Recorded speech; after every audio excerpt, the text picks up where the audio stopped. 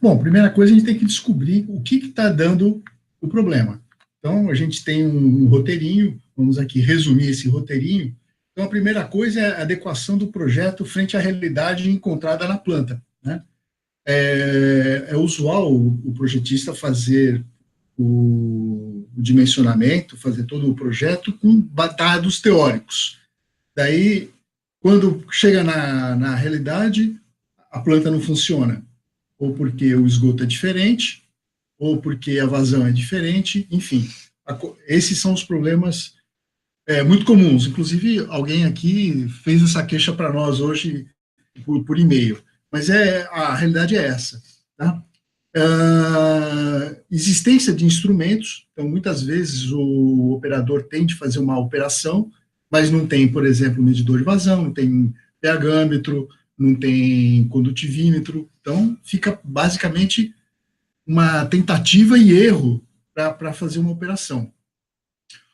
O projeto, atendimento do projeto, muitas vezes, o que acontece? Tudo isso que eu estou falando para vocês é uma realidade. O projetista faz uma planta e o construtor faz outra. Daí, quem sofre? O operador, né? Quer dizer, então, são coisas que a gente tem que ver. Existe tanque de equalização? Isso é uma outra dor. Porque o que existe, assim, existe o projetista, existe o engenheiro vendedor, existe o cliente. Então, o engenheiro, o projetista, faz a planta com a melhor qualidade. Daí chega o engenheiro que vende e fala, isso daqui eu não vou conseguir vender. Daí o que começa? Começa a tirar isso, tira aquilo, tira mais não sei o quê, blá, blá, blá. E uma dessas coisas que costumam tirar é tanque de equalização e contingenciamento. Ou seja, se acontecer uma emergência, o que eu vou fazer?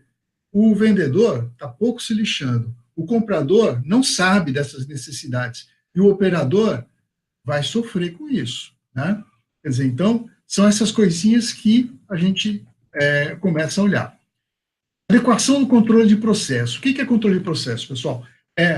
Basicamente, quais são os parâmetros que a gente precisa ter para ter uma planta bem operada. Então, a gente vai olhar em IVL, vai ter que olhar a idade do lodo, relação F sobre M, taxa hidráulica, taxa de remoção de sólidos, enfim, todos esses parâmetros, né?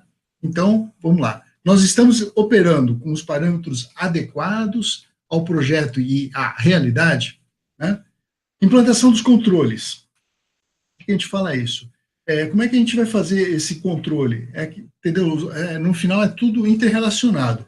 Quer dizer, então você tem instrumentos para fazer esses controles, você tem equipamentos adequados e com capacidade para fazer esses controles. Depois, ensaios físico-químicos.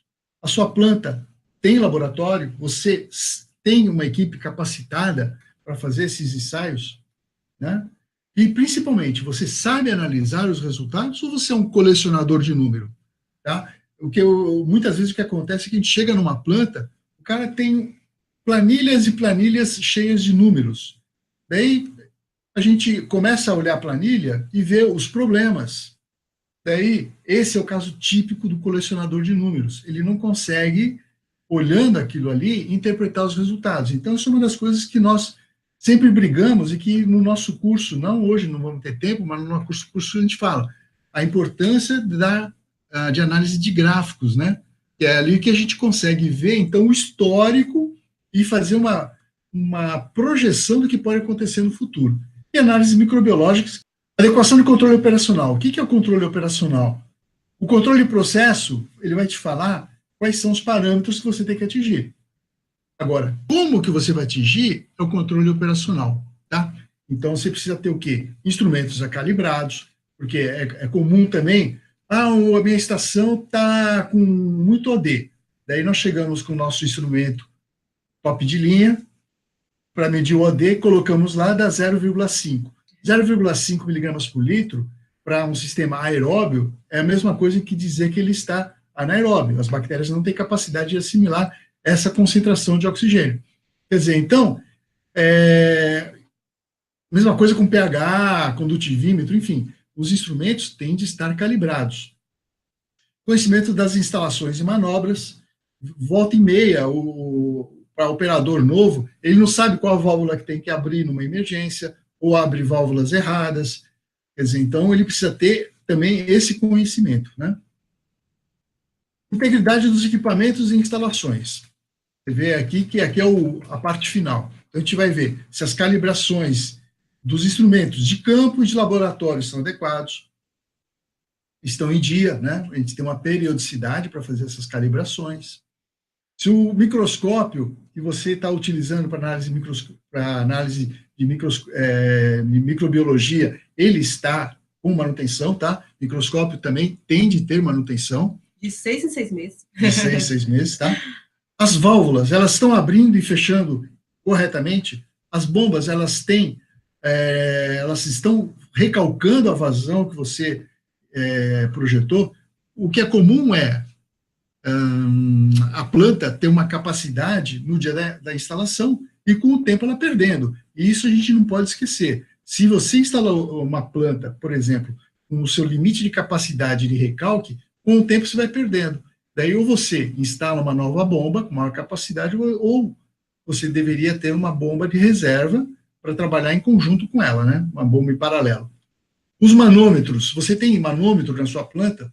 Se você não tiver, como é que você vai saber que a tua tubulação está ficando incrustada, se ela está tendo problema de entupimento?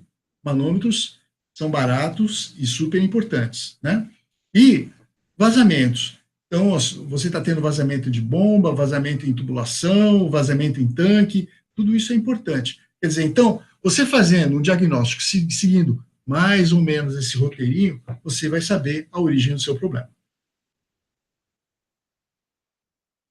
Só que, normalmente, a solução acaba sendo, né, o famoso pó de pirim-pim-pim.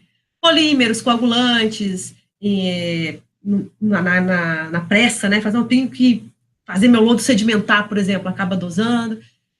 Muita gente usando biorremediadores. Eu já ouvi falar também de coquetel de micronutrientes, mas esse último aqui, gente, é o campeão que eu nunca tinha visto na minha vida.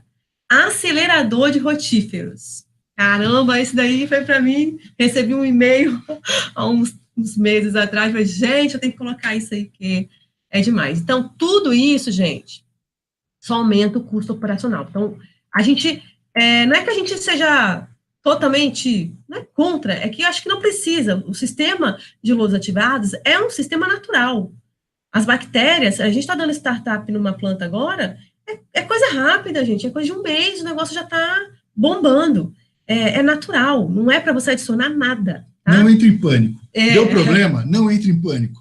Siga esse roteirinho que nós acabamos de comentar e você vai descobrir o problema.